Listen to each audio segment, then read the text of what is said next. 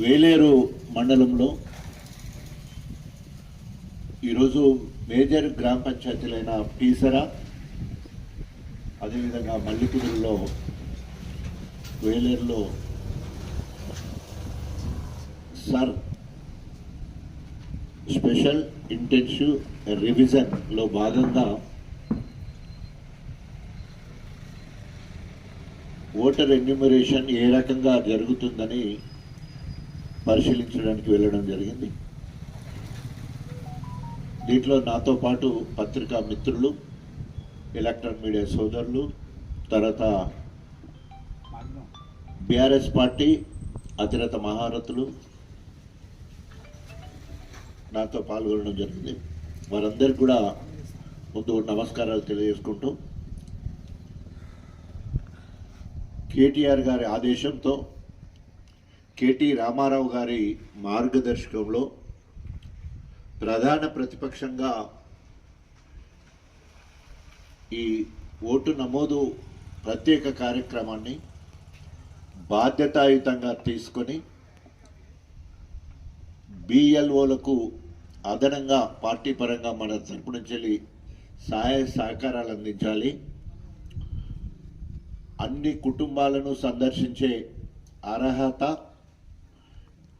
BRS ప్రభుత్వంలో 10 సంవత్సరాలు చేసిన పనులే నేటికి ఉన్నాయి. వాటిని గుర్తు చేసుకుంటూ, అదేవిధంగా రేవంత్ రెడ్డి వికృత చేష్టల గురించి, ఇచ్చిన హామీల గురించి, వైఫల్యాల గురించి చెప్పాలనే ఉద్దేశంతో కేటీఆర్ గారి మార్గదర్శకంలో ప్రతి నియోజకవర్గ కేంద్రంలో ఒక వార్ రూమ్ ఏర్పాటు చేసుకొని నియోజకవర్గ ఇన్ఛార్జ్ కానీ ఎమ్మెల్యే కానీ నియోజకవర్గ కేంద్రంలోనే ఉండి అన్ని గ్రామాల ఇన్ఫర్మేషన్ తీసుకొని ఎప్పటికప్పుడు కేంద్ర కమిటీ అంటే తెలంగాణ భవన్కి ఎప్పటికప్పుడు పంపే కార్యక్రమానికి మరి శ్రీకారం చుట్టూ ముందుకెళ్తున్నాం. ఇంకా టౌన్లో అంటే హైదరాబాదు లాంటి పట్టణంలో 23 నుండి 25%, మన వరంగల్ లాంటి పట్టణంలో 42 నుండి 45% మాత్రమే ఓటర్ ఎన్యూమరేషన్ అయింది. అదే మన గన్పూర్ నియోజకవర్గానికి వచ్చే వరకు 69.39%, అంటే దాదాపు ఇప్పటి వరకు 70-71% నియోజకవర్గ పరిధిలో ఎన్యూమరేషన్ అయింది. ఎక్కడికక్కడ బిఎల్ఓలకు బిఎల్ఏలుగా మా వాళ్ళు మంచి సేవలు అందిస్తూ ఉన్నారు. ఎక్కడ కూడా వారి అలసత్వాన్ని లేదా అధికార పార్టీకి సంబంధించిన ఆహాన్ని చూసి వారి పెత్తందారి తనాన్ని ఎక్కడ పడితే అక్కడ మా వాళ్ళు అడ్డుకోవడం జరుగుతూ ఉంది. అంతేకాకుండా పూర్తి స్థాయిలో సమాచారం లేదు. ఇంకా ఈ ఎన్యూమరేషన్ టైము జూలై 24వ తారీఖు వరకే ఉంది.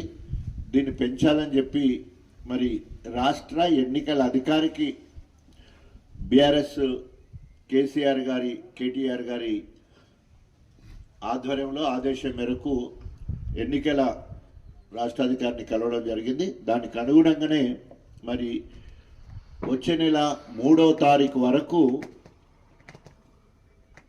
ఓటర్ ఎన్యూమరేషన్ అంటే ఓటరు నమోదు చేసుకోవడానికి సమయాన్ని పొడిగించడం జరిగింది. దీనికి ఎన్నికల అధికారికి కృతజ్ఞతలు తెలియజేసుకుంటున్నాం. ఎందుకంటే ప్రధాన ప్రతిపక్షంగా మా బాధ్యత మేము నెరవేర్చడం జరిగింది.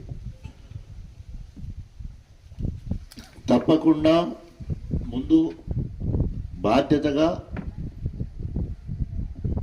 బీఆర్ఎస్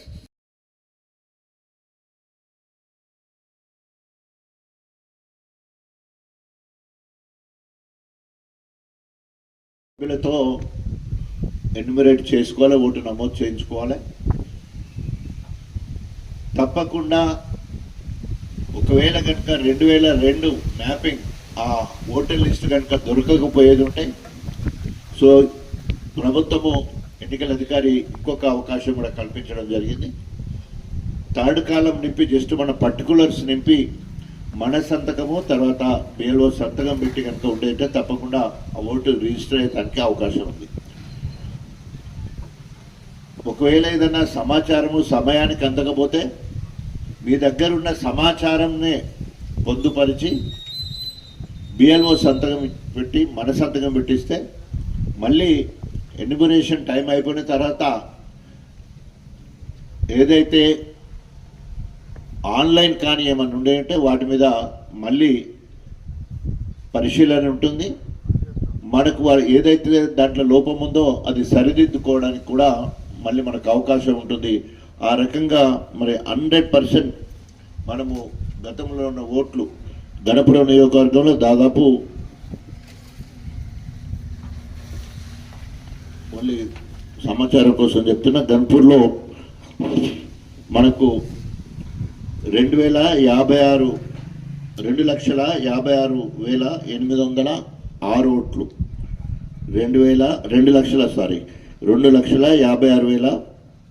2,56,806 ఓట్లు.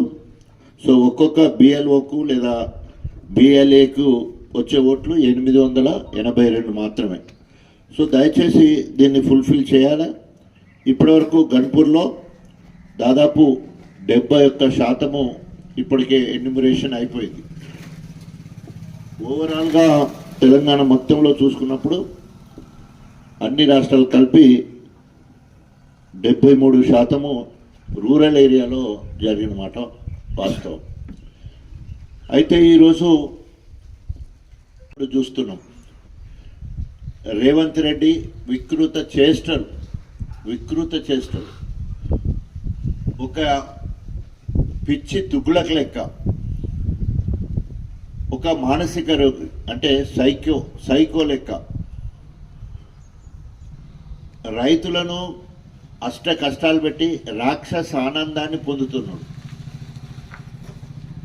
ఆయనే ఈద్ అమీన్ అని ఒక నిరంకుశ ఉన్మాది ఉండే, అట్లాగే హిట్లర్ అని లక్షలను మంది చంపిన సోవియట్ రష్యాను ఆనాడు పాలించిన క్రమంలో లక్షలాది మందిని చంపిన ఊతకొత్తకొచ్చిన నాయకుడు ప్రజల చేత శిక్షించబడ్డాడనుకో, వాళ్ళని హిట్లర్ నాకు ఆదర్శమని చెప్పుకునే దుర్మార్గపు